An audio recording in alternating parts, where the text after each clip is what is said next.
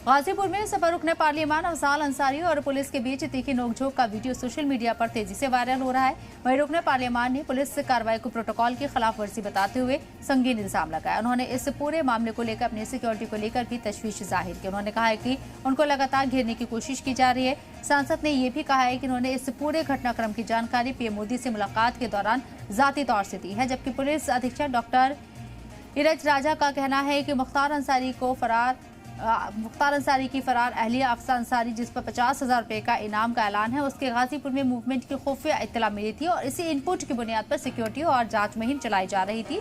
इसी क्रम में सांसद अफजाल अंसारी के काफिले को रोका गया और आईनी तरीके से जांच की गई। जांच के दौरान किसी भी तरह का गलत बर्ताव नहीं किया गया। उन्होंने एमपी की तरफ से लगाए गए इल्जाम को हकीकत से दूर बताया और कहा कि पुलिस पूरी तरह कानून के दायरे में रहकर काम कर रही है।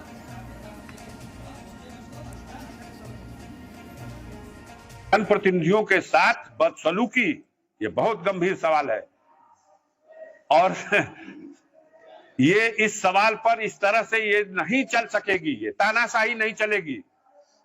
गोली मार दे कोई हमको स्वीकार है, तानाशाही स्वीकार नहीं है। हमको घेरने की कोशिश भी की जा रही है।